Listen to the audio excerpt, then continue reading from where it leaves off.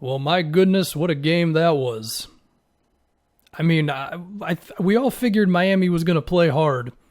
Whether we thought they were actually going to win this one, I don't know, but goddamn, was that a freaking basketball game. I mean, some of it's just going to be me going, what the hell was that? And part of me is going to try to have some actual takes here. As far as the last play on that thing, when Morris threw it over AD, I mean, LeBron was open on the opposite corner or whatever, elbow. They got Danny Green a wide open three. We can argue whether Caruso should have been out there when Vogel chose to take him out and put Green in there. But, I mean, that shot isn't the worst thing in the world. It's still a statistically good three-point shooter who Twitter hates, of course. Jimmy and LeBron in the end there, like just back and forth, was something else. That was an NBA Finals game right there, man. That was the best Finals game since, I mean, I'd have to take a look at last season and maybe there was a game better, but man, Miami, they are tough as hell. There's no doubt. They are tough as hell. They execute all that off-ball stuff. Duncan Robinson gave the Lakers a whole bunch of problems tonight. They fouled them at least once on that Kuzma one. And they forced a Game 6, man. They did it. And suddenly, Game 6 is super crucial because you could argue it's kind of its own one-game entity because Game 7 is its own one-game entity. If that made any sense, it probably didn't. I'm sorry. My brain is scrambled after just a really, really great game.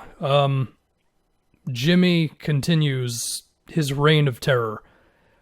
I mean, look, I was always a little higher than Jimmy Butler, or higher on Jimmy Butler than perhaps the average person or whatever. I couldn't have seen this, I mean, is Jimmy a top 10 guy at this point? He probably is. I mean, you're probably kicking Jokic, Luka, or Dame out of it.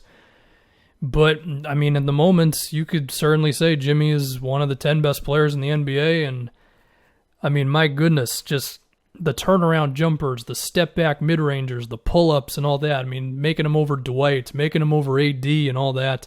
And then in the case of LeBron, I mean, everything Jimmy did, LeBron was able to do. And, I mean, in the first half, the Lakers were going through stretches where they looked like the Cavs with LeBron's first stint in Cleveland, and he had those threes to keep him in it, and then he just kept attacking, and eventually Miami put literally all 5 of their players in the paint to where LeBron had no choice but to get it to a wide-open Danny Green, and I'm sure we can hear all the, oh my God, LeBron passed out of the shot, BS and all that.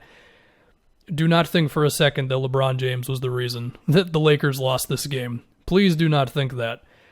The reason they lost this game was because it was still too easy for Jimmy, and we can talk about, were they switching too easily or whatever it may be. That and Duncan Robinson went nuts, and I mean, it's not as if I was saying some prophecy that nobody else realized, but I did say after the last game, we haven't really had the Duncan Robinson game yet. Well, we had the Duncan Robinson game, and it results in 7 made threes and one where he got 3 free throws off of Kuzma. And, I mean, like, even if he only scores 10 points, just the attention you have to give him defensively and the way that opens up everything else for Miami, it's just so crucial to their offense. And when you combine that with Jimmy making some tough shots and whatever else, this is what you get. I don't know. What else can I really say for analysis of this game? I think you got to give a lot of props to Kendrick Nunn. Well, first off, to talk about Spoelstra, I mean, I was talking about like maybe Kendrick Nunn is the guy you have to pull from the rotation. Well, clearly Spoelstra knows more than I do. I mean, that was established already. But Kendrick Nunn, he took his questionable shot attempts from the last game and he turned them into a more productive game. I mean, he only missed 5 shots in this one, 14 points. And Miami, they just rode the hell out of like the 7 dudes they have. Jimmy Butler played 47 minutes. My goodness. Iguodala with 20, Duncan Robinson 37, Tyler Hero with 31, which, I mean, some of these numbers are not massive, but they felt bigger in the moment, I guess. Because it just seemed like there was 1 or 2 dudes, I guess the other one being Jay Crowder, who, because he played 40, who were just out there every single second for Miami. Yeah, when they talk about shortening the rotation like that, that's kind of what it means, and it just means more possessions where they got to stay glued to Duncan Robinson, and it's more possessions in which Tyler Hero, they got to do the same thing, even if he didn't score as much as Robinson in this one, and Kendrick Nunn beating him in the pick and roll sometimes. I guess that's what it would be, man. It's just the screens, handoff plays, pick and rolls, Jimmy attacking mismatches. The Lakers got to figure that stuff out, whether it's fighting over him, trapping, switching, but switching a little harder, because I feel like Jimmy took some of the airspace that they gave him when they dared him to take some shots, and he just kept going to the basket, So it's got to be some of that. As for the Lakers, it's got to be a little disheartening if you're LeBron, because this was clearly we're one game away from winning the finals game from him. I mean, 40 points, 15 of 21. I mean, him and Jimmy going back and forth like that was really, really something crazy. It was great to have this game, because, well, these finals up to this point felt like we were kind of getting to the inevitable, and the Lakers should still be the favorites for Game 6, but Miami has clearly proven in the last two games that they can hang with this team, through Spoelstra's game planning and kind of going at some of the specific Lakers guys who you can beat defensively, like Kuzma fouling Robinson. Kuzma missed a lot of his shots tonight.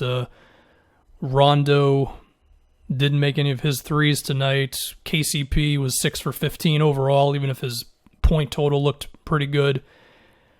And then you just hope for the best on LeBron and AD, whether it's crowding the hell out of AD to force him to pass out. It's a little tougher to do that on LeBron, especially when he's making his threes the way he is. But, I mean, I think based on the last two games, I think Game 6 is going to be close. Like, Miami clearly is doing some things to slow down the Lakers, and I really think, Robinson and Hero, just their constant activity on offense is opening up a decent amount of things for Miami. So yeah, I mean that was a game, man. That was it. And there's going to be a lot of talk about this series. I'm sure it's happening right now, but of course I'm doing the commentary. And it just feels like there's been a jolt of energy that has been inserted back into this whole thing, and it's great. And now I can say with confidence that there will be a Game 6 preview from me. Before this, I was kind of like, well, do I really need to do one? No, I'm definitely going to do one now, which means extra content, so that's always great.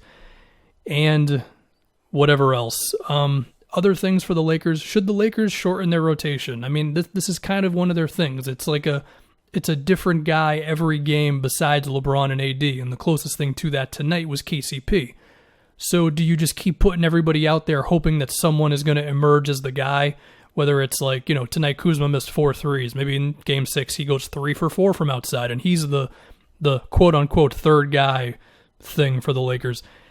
Maybe that's the option, or maybe Frank Vogel needs to be a little bit more of a jerk and just say, you know what, man, whoever it may be, you're not going to play much tonight. I mean, it seems like he's okay with Dwight being that guy, but it's everybody else where he just keeps putting them out there, and I don't know what the right answer is. I don't, but we'll just have to see, because Spoelstra has clearly made the decision of, these are my 7 guys, we're going to roll with this, and we're going to hope for the best. So we'll see if Vogel takes a similar mentality or not. But yeah, man, this Game 6 is suddenly really exciting. LeBron is going to have to dig back into the tank because he really laid it out there tonight. And can Miami force a Game 7? I don't know, man, but they got a shot. They have got a shot.